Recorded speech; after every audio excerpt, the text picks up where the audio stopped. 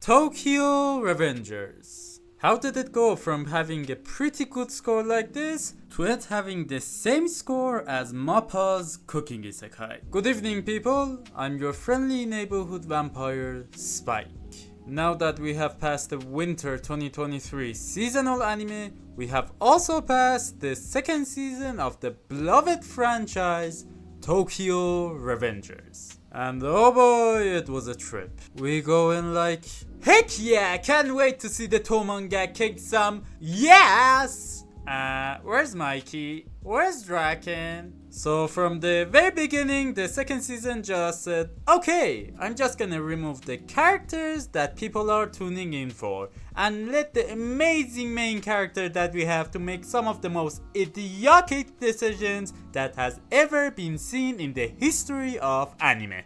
And oh, I'm gonna talk about those decisions, don't worry. But first, I gotta give credit where credit is due.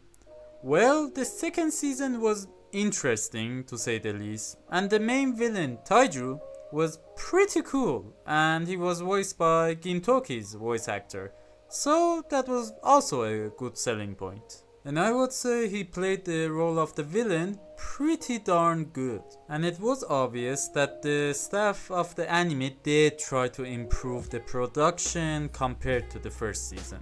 I mean, it did have some really good looking shots, and the animation in the fight scenes were better than the first season. Okay, now that we have put that out of the way, I think it's time to be honest about some of the, let's just say, choices that were made in the Christmas arc that led to the amount of backlash that the anime got from the fandom.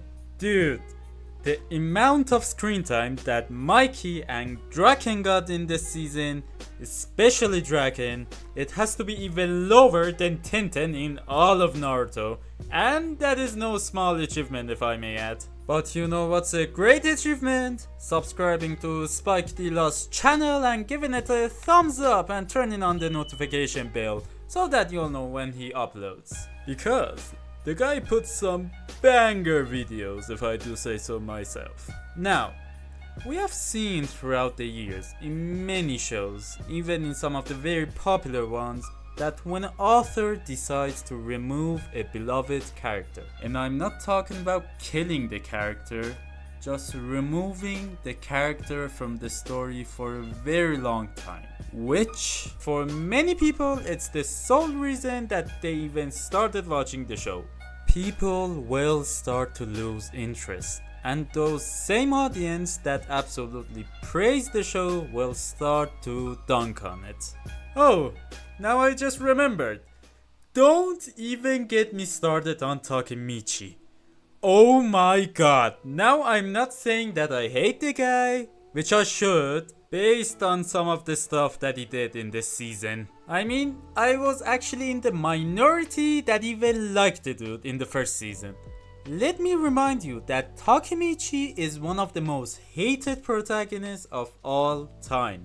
So liking him was pretty weird in and of itself. But I never would have guessed that the mangaka would probably, I would say unintentionally, make him even more dislikable in this arc. Let me give you an example. If you have seen Tokyo Revengers, you know the main synopsis, that he get back in time, he wants to save his old girlfriend that he hasn't seen in 10 years, if I may add, that he was the one that broke up with her, if I may add. In episode 5, don't worry, I'm not gonna spoil anything. Oh boy, I'm never going to forget this. There's this certain action that if he does it, Hina will die in the present time. Okay, logic. He's just not going to do it then. He literally does the exact same thing that he knows is going to get Hina killed down the road, and he's like, oh, so this is how it happened.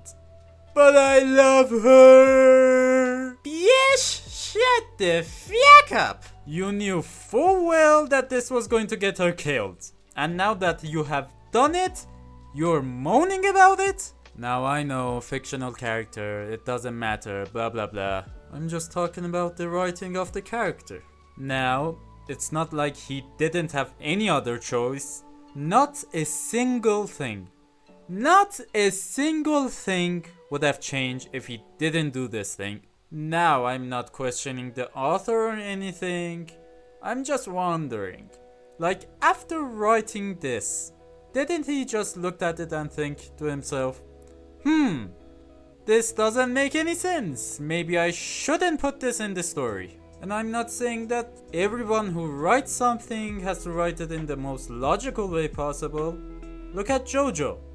Literally nothing is logical about it, but that is exactly why it's so fun. It embraces the wackiness. Well, Tokyo Revengers isn't a series that does that, and it takes itself very seriously when it matters. So it doesn't feel natural when something like this happens. Like even the end of their fight with Taiju. Small spoiler if you care about it.